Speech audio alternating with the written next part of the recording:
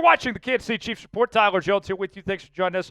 It is mailbag time. You got questions. I got answers. And we got some trade ideas that you guys have sent me when it comes to Myles Garrett, Kupp, just to name a few. I took a little sneak peek into the mailbag this week. We'll answer all of those questions as we officially begin the offseason for your Kansas City Chiefs, talking everything from draft to trades, free agency, and more. Without further ado, let's go ahead and get started with our first question from Trey, writes in this week. Do you think Kingsley will be the answer? Oof, I don't know. Trey, I lean towards no at this point based on what we saw in 2024. I believe we have a stat graphic we can put up of Kingsley's numbers here, but it wasn't a great year for Kingsley. Granted, we didn't see a whole lot of him as he played in less than 200 snaps before ultimately losing his job, but Andy Reid still feels very high on Kingsley. And they saw something that they liked in training camp and in the preseason, and then they kind of took a redshirt year after he didn't look that good to start the season. You can see the grades were not that great, but if they could somehow get him to unleash the version that we saw before the year began in the regular season, then that might be the solution you're looking for at the offensive line. But based on what we saw, I have my doubts as far as that goes.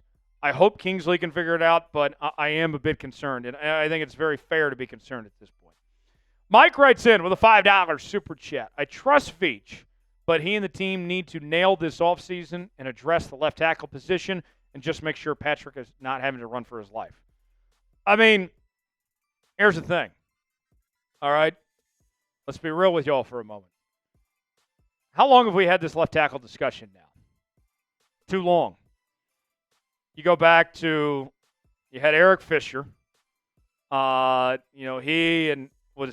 doing a solid job, former number 1 overall pick. Fisher gets hurt. His career ends. He goes to Indianapolis and all that. And it got really bad in that Super Bowl against the Bucs. You bring in Orlando Brown, and Orlando Brown was supposed to be your long-term solution, but you had some problems there negotiating things, and that ultimately didn't work out. And then, you fast forward to this year, and you had some problems. You never figured out with Kingsley or DJ Humphries. You tried Joe Thuney at the left tackle spot. That's not a long-term solution. I mean, how are we, 5 years now and still have no answer at this left tackle position? I mean, I expect more out of Brett Veach. I love Brett. Don't get me wrong. He's done a fantastic job. But it blows my mind that we still don't have a solution to this position. And it's now cost them 2 different attempts at the Super Bowl because they didn't have this offensive line situation figured out. And I know some of you are going to say, well, Joe Thuney played well in the Super Bowl. Well, yeah, but the left guard spot with Big Mike was awful. Joe Thuney should have been playing there, and you should have had a better solution at left tackle. So, yeah, I trust Veach, but, I mean, how do we not have this figured out by now? It's pretty unexcusable if we're going to be honest. Trey King with a $2 super chat writes in, realistic the Chiefs go after Trent Williams.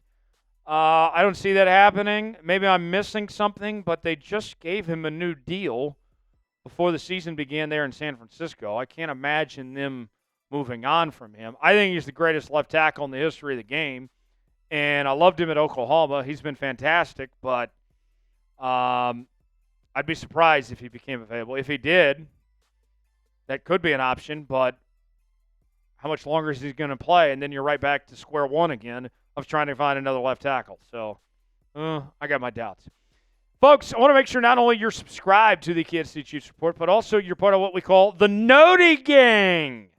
Those are folks that have their notifications turned on. They're the first to know when we have new content here on the channel, from our daily news and rumors to our live shows, breaking news, Q&A mailbags. Make sure not only you're subscribed, but you have your notifications turned on. That way you can lock us in and never miss a moment of the latest happenings in your favorite team right here in the Kansas City Chiefs Report. Subscribe now for free and turn on notifications. You'll be glad you did. If you're part of the Noti Gang, spam Noti Gang in the comments section. Big Red writes in, any chance the Chiefs could trade for Myles Garrett?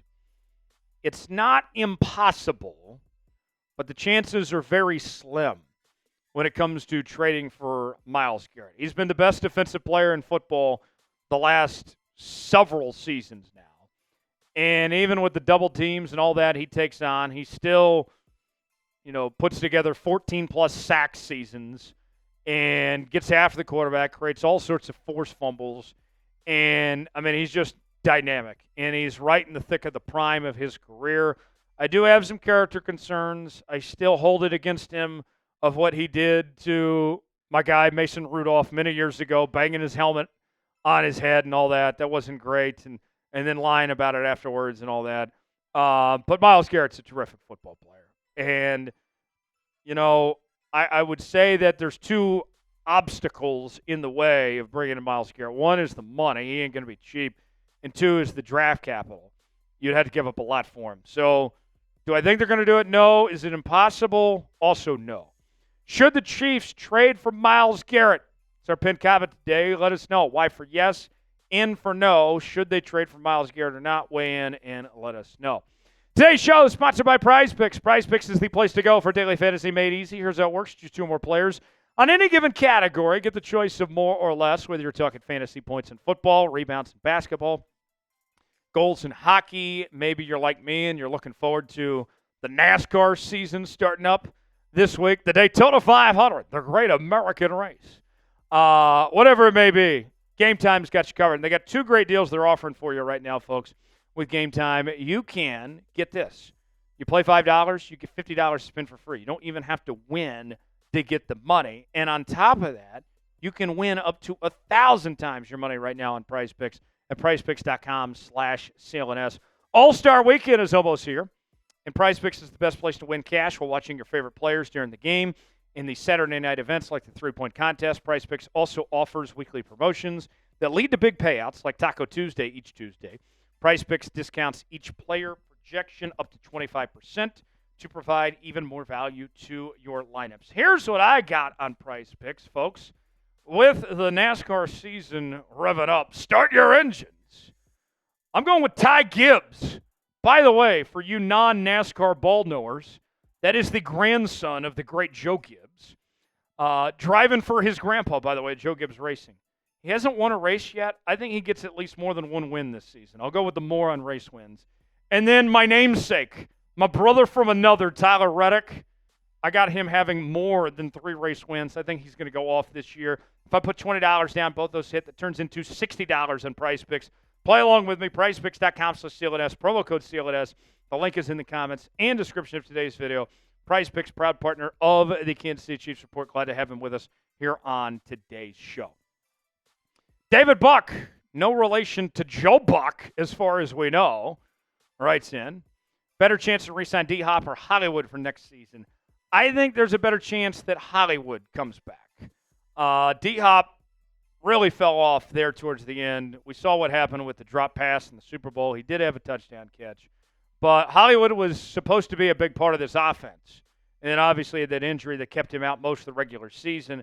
I think there's much more optimistic about Hollywood than they are about D-Hop. I expect Hollywood to be back. I don't think D-Hop's coming back. Pops Mailer checking in. Could the Chiefs trade for Cooper Kupp? So I'll take it a step further for you, Pops. Listen closely. I don't think there's going to be much of a trade market for Cooper Kupp because I think teams around the NFL are very well aware that the Rams are not bringing back Cooper Kupp. So I think everybody, Chiefs included, they're just going to wait this out and force the Rams to just release Cooper Kupp and then him be available in free agency. And then hit the free agent market. He's older. He's had problems staying healthy. I could see them just signing Cooper Kupp potentially to be a number 3 receiver. Obviously, he's not the same receiver he once was when he won the Triple Crown in 2021, had nearly 2,000 yards and 16 touchdowns. That was kind of a one-off year for him. He's had a very good career, but he's had problems staying healthy. He slowed down a little bit. I think Cooper Kupp would be a nice fit, but as a free agent signing to watch, a cheaper free agent signing, I'm not giving up trade assets for a guy that's in all likelihood going to be cut as long as you wait it out. Should the Chiefs trade for Cooper Kupp? I'm typing P for pass. What do you guys think? Type T for trade, P for pass. Weigh in the comments section. Let us know. Got time for a couple more questions here. Let's start with Nathan. Nathan writes in, #Chiefs. Left tackle, right tackle, cornerback 2 are my opinion needs for us. I will say I hear Rice will be suspended for his thing, so another wide receiver could be needed at wide receiver 1 or wide receiver 2. Left tackle, right tackle, not as big of a priority because you do have Jawan Taylor there, but I see where you're coming from. Cornerback 2, I like Jalen Watson, personally speaking, but you could use some more depth. Rashee Rice, I do expect to be suspended, but I don't think it's going to be a very long suspension. I'd be surprised if it's more than 6 games. But I still need some more receiver help. I need another receiver there to go along with Xavier Worthy and Rashee Rice. And because you don't know about Hollywood or D-Hop yet. We think Hollywood's going to be back, but we don't know for certain. But, yes, I think you're on the right track, Nathan. I think you got some good ideas there as far as that goes. Last question. Mike wants to know, can they fire Matt Nagy now? At the time of this recording, I'll tell you this. I would be very, very surprised if they fire Matt Nagy. I know a lot of you are frustrated with Matt Nagy.